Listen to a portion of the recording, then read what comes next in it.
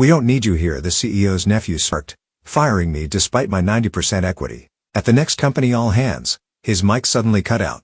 He signaled frantically to the tech booth. The engineer just stared back, slowly took off his headphones, and folded his arms.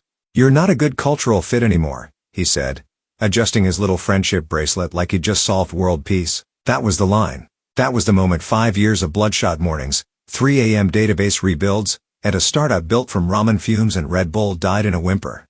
No warning. No board vote. Just the CEO's nephew, Dylan. Yes, Dylan. Installed as COO like he'd been summoned from a LinkedIn influencer factory. Now sitting across from me at the company I built, explaining my obsolescence with the confidence of a guy who once sold weed gummies mislabeled as nootropic supplements. I looked at him. Really looked. Gelled hair, $900 sneakers he couldn't pronounce, and the vacant expression of someone whose deepest trauma was getting banned from Discord for spamming crypto kitties. He didn't flinch, just smiled like he'd rehearsed this moment in the mirror of his Equinox locker room. I said nothing. That's what got him. Not a protest, not a clapback, just nothing. No fight, no tears. I stood, collected my planner, and nodded once. The silence buzzed louder than any scream. The CFO blinked. Legal shifted in her seat. Dylan looked around, almost disappointed I hadn't thrown a chair or at least called him a fraud. But I don't throw tantrums. I build empires. Quietly? Hey, by the way, since 97% of folks who listen to these stories don't subscribe, do me a solid, will ya? Hit that subscribe button and toss a like our way. It seriously helps keep this twisted little machine running.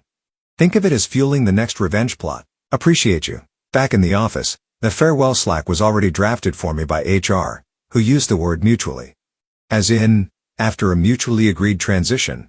Huh? Mutually, like a car crash is mutually attended. Nobody had even updated my headshot on the About page, but my keycard was deactivated by the time I hit the elevator. Clean sweep, corporate amnesia in action. The sad part? It worked. They wanted me gone. My instincts, my systems, my long nights solving things nobody understood enough to fix. All of it suddenly legacy, which is startup speak for, makes us look old. They wanted younger, louder, more visionary, someone who spoke in catchphrases and called burnout founder energy. So they brought in Dylan, said it was time for a leadership refresh, like I was a browser tab hanging too long. Dylan strutted into the weekly stand-ups tossing out buzzwords like scalabilitize and hyperloop our user funnel. I once caught him trying to Google what on-prem meant in the middle of a meeting with our biggest enterprise client, but the team, they watched, quietly. They saw the shift. The engineers, my people, they started calling him PowerPoint Nepo. The ops lead who used to run weekend scrums with me just stared at her shoes during his announcements. Morale didn't tank, it evaporated. But nobody said a word. And me, I watched too. From the outside, not with bitterness yet but with a strange calm. Like watching someone repaint your house the color of baby puke after you'd spent years restoring it plank by plank. It hurt, sure, but I'd planned for this. Oh yeah, see? 5 years ago when we were scraping together seed rounds and I was still coding for my kitchen counter with my cat sleeping on the router, I knew one day someone would try to take it from me. Maybe a founder fight. Maybe a merger. Or maybe, just maybe, some snot-nosed failson would walk in like he owned the place and try to bury me under a fake org chart. So I didn't put my name on everything. I created shell entities, trusts, proxy votes, redundant permissions buried 3 layers deep. My lawyer, bless his paranoid little heart, once said, "You're planning for a betrayal that hasn't happened." I said, "No, I'm planning for when it does." And here it was. Dylan thought he fired me. Legally, he couldn't fire a damn thing I controlled. But I let him think he had, because some storms you don't stop. You just wait for them to run out of thunder. I went home that day, poured a glass of wine and pulled up our internal server logs. I still had access. Of course I did. Admin rights with a decoy expiration. No one noticed. I clicked through back-end dashboards, watched the metrics stutter, burn rate rising, conversion sinking, a marketing spend that smelled like burning cash wrapped in confetti, and still nothing. No revenge, no message. Not yet. The week before Dylan oozed into the COO chair like a reheated Hot Pocket, I had a feeling. Not a dramatic premonition, just a quiet itch, like smelling smoke before anyone else notices. The CEO had stopped replying to my one-to-one pings. Our board meeting had mysteriously rescheduled 3 times, and the finance guy, who once couldn't balance a cappuccino budget, suddenly asked me how non-voting equity worked. I should have been insulted. Instead, I laughed so hard I almost choked on my protein bar.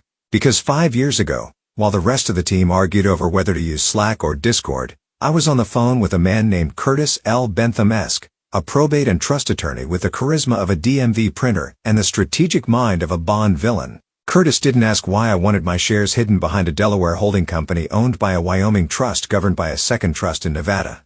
He just asked how fast I needed it done. We built it like a fortress. Technically, I didn't own the company anymore. Not directly. The majority voting rights were in the hands of something called Crescent Kestrel Capital Trust, which I controlled through a third-party entity that didn't even list my name in the articles of organization. If you followed the paperwork trail long enough, you'd get a migraine. Which was the point. Dylan's little coupe didn't even touch the real wiring of the company. They pulled out what they thought was the plug. And all they'd yanked was a decorative lamp cord. Bless their hearts. When HR sent me the exit documents, I smiled at the language. This termination represents the end of all formal responsibilities. Cute, like firing the plumbing because the sink's clogged. I didn't protest. I didn't ask for severance. I didn't even schedule the traditional passive-aggressive farewell lunch. That's what threw them. You know what I did do? I forwarded the notice to Curtis, CCing his paralegal and a very boring man named Glenn whose LinkedIn title was simply Compliance Counsel. Glenn doesn't post memes. Glenn doesn't circle back. Glenn files, silently, thoroughly. He was already 6 steps ahead, flagging clauses in the operating agreement Dylan didn't know existed. There was a clause, buried on page 17, that required unanimous consent from all class of voting members to remove an executive founder. I had 90%. Dylan had dreams, but I didn't invoke it, because I needed them to think they'd won. Nothing clouds the judgment of mediocre men faster than the illusion of power. And Dylan? He strutted around like he'd conquered Rome, not realizing the city was built on my plumbing and that I still held the water valve. He started posting selfies from the leadership corner on LinkedIn with captions like, "Hard decisions make strong companies." He took credit for a back-end deployment. He didn't understand. Mispronounced, containerized, and started referring to our dev environment as the cloud stuff. My engineers would screenshot his posts and send them to me like war trophies. And me? I was quiet. I let them build their empire of confidence on a foundation of Jenga blocks. Product roadmap was now a pitch deck fever dream filled with phrases like AI disruption funnel and Web3 gamification layers. They were pivoting so fast, I half expected them to launch a food truck called Blockchain Barbecue. Every now and then, I get a DM from someone still inside. "Hey, just checking in. This doesn't feel right without you." He tried to rename our app yesterday, to Buzzmark. I never replied with strategy. Just a simple, hold the line. But behind the curtain, Curtis and Glenn were moving. They updated my proxy vote to activate under material organizational misrepresentation. They filed a quiet update with the state registry reconfirming the trust majority standing. No press, no noise, just legal tectonics shifting beneath Dylan's discount dynasty. Let them smile. Let them gloat. Because somewhere in a dusty corner of their own cap table, the truth was quietly waiting. Wrapped in legal language they'd never understand. Behind entities they'd never control. And the best part? They handed me the matchbook. I was just waiting for the right room to burn. Or better yet, reclaim. It started with the kombucha fridge. Out of nowhere, the kitchen, once stocked with actual food for people who worked 14-hour sprints, was now a shrine to fermented tea and gut-friendly productivity shots. Dylan unveiled it like he'd reinvented the wheel. "We're building culture," he said, grinning like a toddler with finger paint on his face. "Startups thrive on energy. Vibes.community." What he meant was, he didn't understand product, tech, or cash flow, so he bought neon beanbags and a monthly mindfulness consultant named Sage, whose real name, I later found out, was Todd. He installed a mood board near the elevator, where employees were supposed to write how they were feeling with scented dry erase markers. The engineers ignored it. The interns drew dicks. Marketing wrote #grateful in pastel ink every damn morning. Dylan strutted through it all like a cult leader in beta. Weekly pep talks, buzzword-laced monologues about synergy alignment and disruptive compassion. He tried to start a ritual where everyone clapped for each other at the end of all hands meetings. I watched a recording. Half the team clapped, the other half stared like he'd farted in an elevator. And then the real rot started to bloom. First, he scrapped our internal dev tools in favor of a no-code platform pitched to him by an AI guru he met at a rooftop crypto brunch. Never mind that the tools we built in-house were the only reason we'd survived 2 failed funding rounds. He called them legacy tech and said we needed to let go of limiting stories. Then he fired 2 QA leads and replaced them with a Fiverr contractor who misspelled our company name on a bug report. He handed product over to a 23-year-old former TikTok manager who claimed to be obsessed with user friction. She thought API was a smoothie place. Finance analyst Dev, a guy so straight-laced he once color-coded his sock drawer, started showing up late. I knew something was off when he missed a deadline for the first time in 2 years. Quietly. No fanfare. Just late. Then came the pings. The first one was from Ellie, our lead engineer. Just a single line still got access. I stared at the message for a minute, reread it, then typed always, no emoji, no follow-up, none needed. 2 days later, Lisa from Product, Real Product, Not TikTok Barbie sent a Dropbox link with no context. It was a spreadsheet titled Decisions That Will Bite Us in the Ass V2. The first row just said, Dylan thinks load testing is a TikTok trend. I didn't reply. I just watched, noted, breathed. Hope doesn't come in fireworks. It shows up in cryptic Slack messages and silent Google Docs. In overlooked engineers choosing to stay late, not because they believe in leadership but because they remember why we started. A week later, Dev sent a spreadsheet of burn rate projections. Nothing in the body of the email, just the file, projected cash flow nightmare scenario XLSX. Inside were notes, small, cryptic like whispers written in margin comments. One said, if we last 6 more months it'll be a miracle. Another, did anyone approve the influencer campaign spend? Turns out Dylan had greenlit a 6-figure partnership with a lifestyle guru who once got canceled for saying women could cure anxiety with crystal eggs. The influencer posted once, misspelled our name and never mentioned us again. That's when I knew this wasn't a takeover. It was a collapse in slow motion. A sinking ship throwing confetti to distract from the waterline. But I wasn't alone. Not anymore. Ellie sent a screenshot next. Code comment from a back-end commit pushed at 2:13 a.m. Hash for the record, she built this, not him. The caption under her message just letting the repo know, I didn't cry, didn't even smile. I just closed my laptop, leaned back and stared at the ceiling for a long, long time. Because sometimes all it takes is a few quiet hands holding the cracks closed until you're ready to rebuild. The first time I logged in again, I half expected alarms to go off. Red blinking lights, Slack exploding, Dylan screaming in all caps from the roof. But no, just the familiar hum of silence, the comforting click of keys and the back-end dashboard blinking to life like it had been waiting for me this whole time. They never revoked my access. Not because they forgot. No, Dylan had proudly announced that all old accounts were deactivated. But he was talking about usernames, permissions. He didn't understand infrastructure. No, the admin credentials were split across services, and that one of them, buried deep in our legacy deployment pipeline, wasn't tied to a name. It was tied to a system role, a role I had built. I didn't touch anything major. Not yet, just a ping to the C/CD server to make sure it still answered. It did, like a loyal dog who never understood why you left. I poked around quietly. The new build was bloated, unstable. It added 4 third-party plugins that weren't even necessary. One of them was a drag-and-drop feature Dylan apparently thought would revolutionize onboarding. It broke every time you clicked past step 3. No version control discipline. API keys stored in plain text. Unfinished A, B, tests running in production like headless chickens. I wasn't surprised, just disappointed, like watching your childhood treehouse turned into a vape lounge. Then, tucked in the commit history, I saw it. Commit A1E34FB, fixed broken modal, again. Author Ellie message, hash bring her back. It sat there like graffiti on a crumbling wall. Bold, stupid, beautiful. I didn't respond. But I took a breath, one of those deep, full body breaths you didn't know you'd been holding for weeks. Because that line, buried in the code, told me something louder than any rally cry. They missed me, and they still believed. So I ran a rollback, just a private one. No production impact, no systems affected. I deployed a previous build, clean, functional hours into a sandbox server, just to see if I could. I could. 10 minutes later, the test site was humming. Error-free fluid, stable. The UI loaded in 2 seconds flat. No broken links. No glitching walkthroughs. No TikTok-themed tooltips. I stared at it like an old photograph. It looked like us before the smoothies, before the beanbags, before Dylan's vision of brand synergy turned us into a joke. This was ours. The build I'd spent 3 months sculpting, refining between midnight coffees and dawn stand-ups. The one that survived our first real client crash and scaled under pressure like a damn champion. I didn't save it, didn't push it anywhere else, just let it breathe. And then I shut it down, because this wasn't the moment. Not yet. You don't walk back into the arena waving a flag and screaming vengeance. That's how amateurs die in the first round. Know this? This was recon. Just a reminder to myself that I still knew where the bones were buried, that I could raise the whole beast if I wanted to. Later that night, Ellie texted. Was it you? I replied, just brushing off the dust. 3 dots, then nothing. Then finally, good. I closed the window, took a sip of wine. No panic. No rush. Let them have their little puppet show for now. Let them believe the curtain's closed.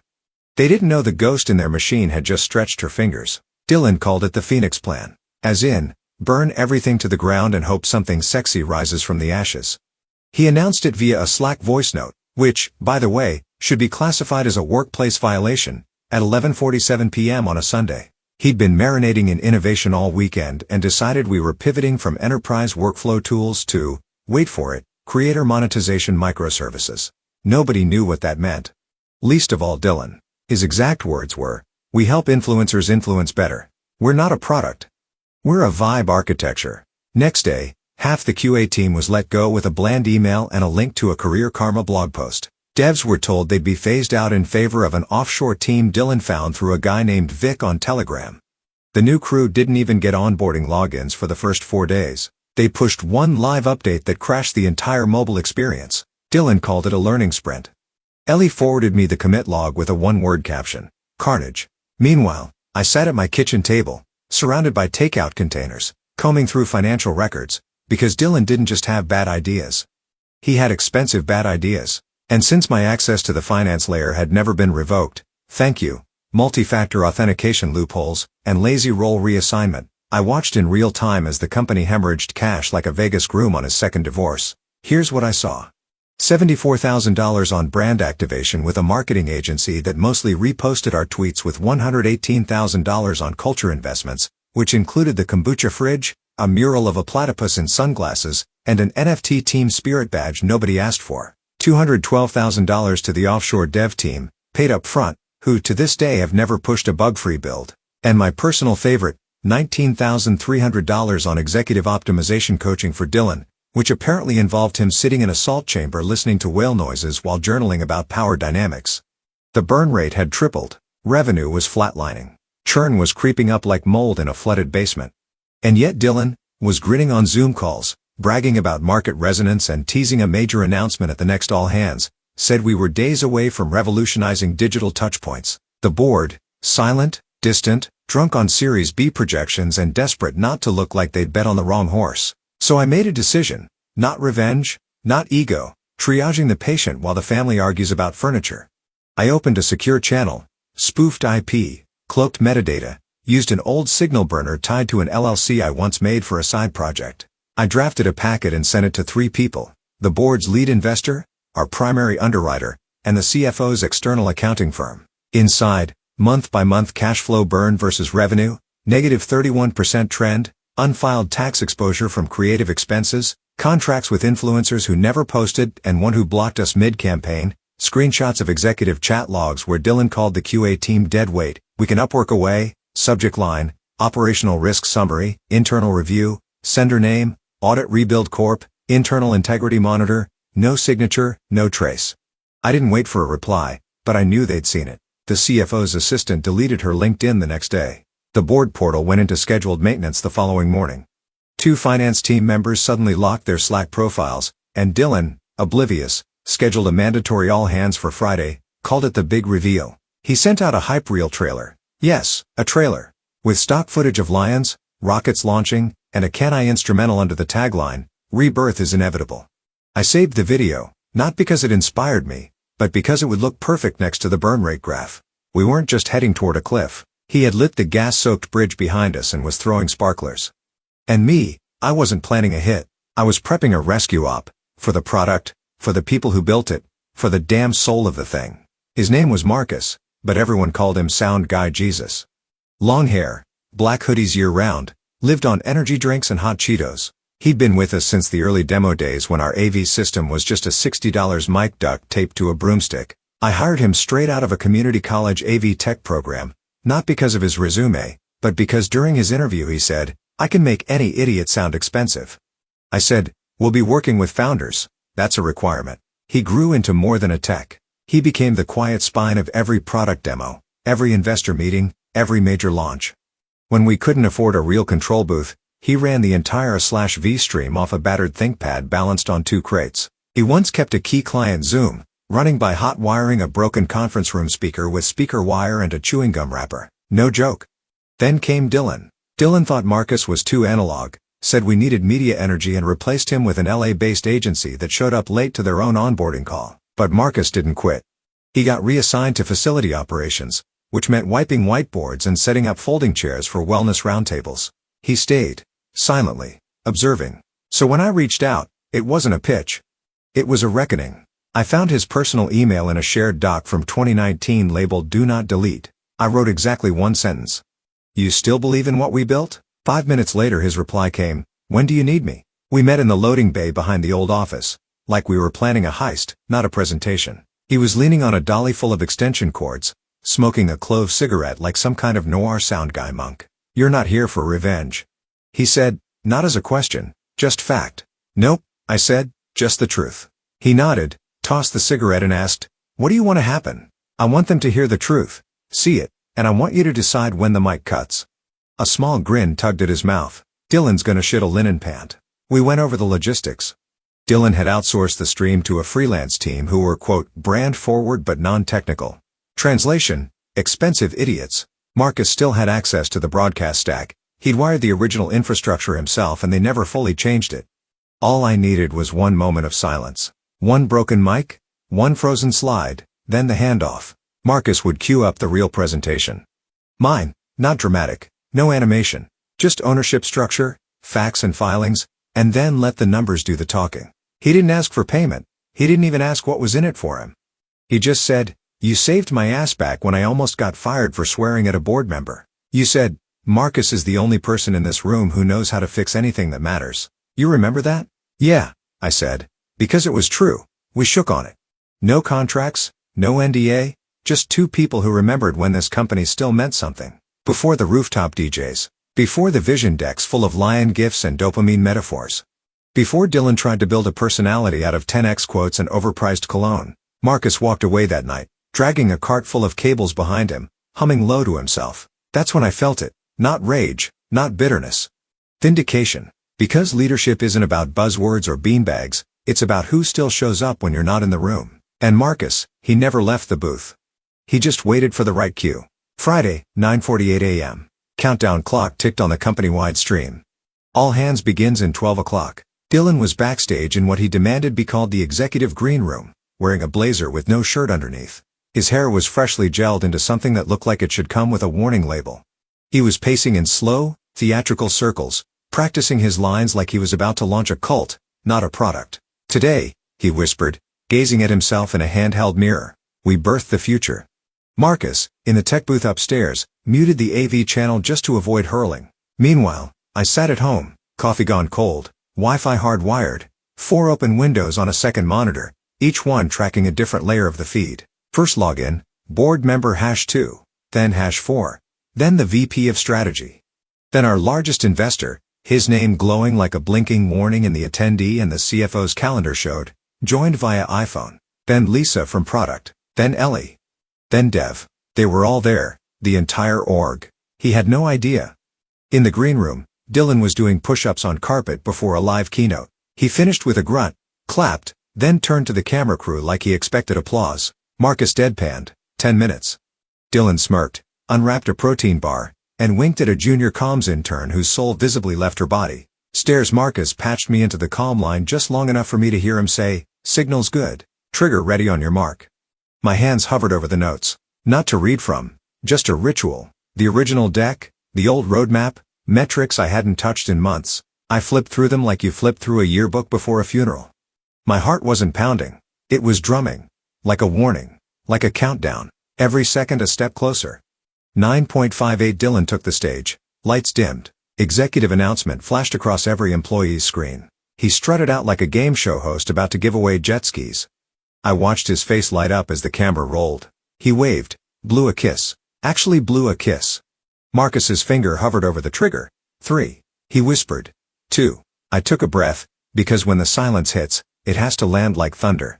Dylan stepped into the spotlight like it was made just for him. Arms wide, face glowing like he'd just won a reality show for trust fund profits. "Ladies and gentlemen," he beamed, voice smooth and hollow, "this is the dawn of Click." Nothing, no voice, no echo, just static silence, crisp and clean like the universe held its breath. Dylan blinked, tapped the mic, tried again. Static pop, future garble, then nothing at all. He gave a tight little laugh, looked off stage toward the tech booth, raised both hands like, "Guys?" Then the screens behind him flickered. No music, no transition, no brand colors, just a single, sterile slide, black on white, equity holdings and proxy rights, a visual breakdown, and beneath it, prepared by, founding architect, classic controlling member. Dylan froze, 1 foot forward, mouth half open. The camera caught him in 1080p confusion, his hands still mid-gesture like a wax statue caught in a glitch. From where I sat, I heard Marcus breathe out slowly through his nose, one finger still on the trigger.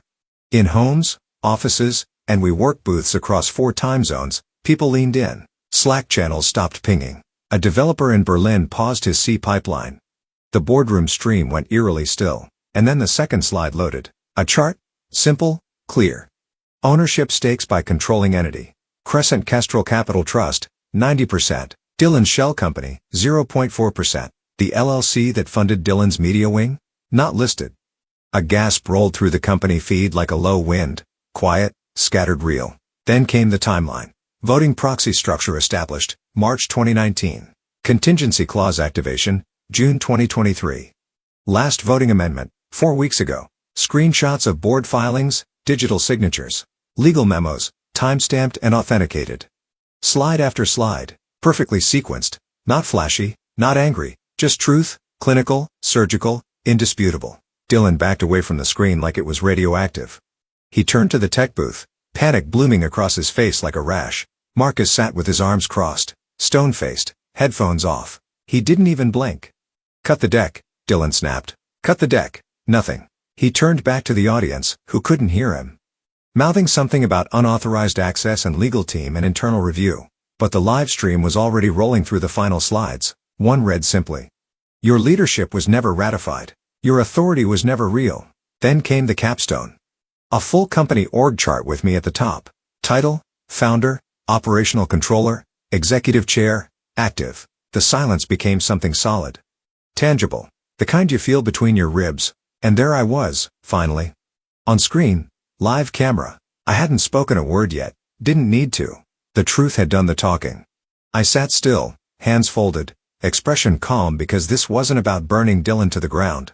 This was about bringing the company back to life, one clean cut at a time. I stepped into the frame with no introduction, no spotlight, no music cue, just the feed.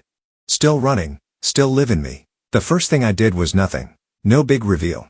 No dramatic. I walked to center stage, slow, deliberate, and stood where Dylan had been flailing seconds ago. He was off to the side now, frozen, pale, like someone had yanked the charger out of his soul. His mouth moved, but no sound came. Maybe he was still trying to talk. Maybe to the booth.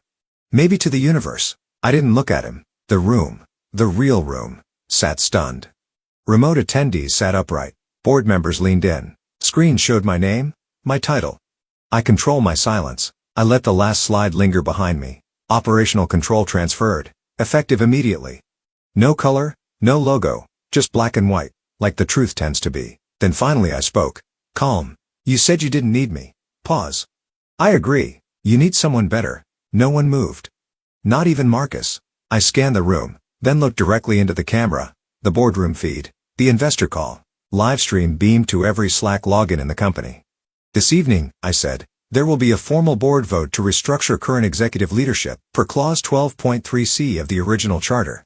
I didn't need to explain what that meant. The smart ones were already opening documents. The rest were checking their pulse. Notifications will go out in the next hour. Legal has been briefed. I turned to Dylan. His arms were at his sides. He wasn't yelling anymore. Just there. A mannequin left out in the rain. His mouth opened once. Nothing came out. I took one step toward him, stopped just shy of the spotlight's edge, and said, "Mic drop not included." Then I turned to the audience, digital and in person, and nodded once. That was it. No gloating, no theatrics, because power doesn't need to shout. The truth had already spoken. I didn't burn the company down. I rebooted it, on my terms. Appreciate you sticking around, you legends of the break room. Subscribe for more chaos. Let's make your old managers spill their coffee in fear.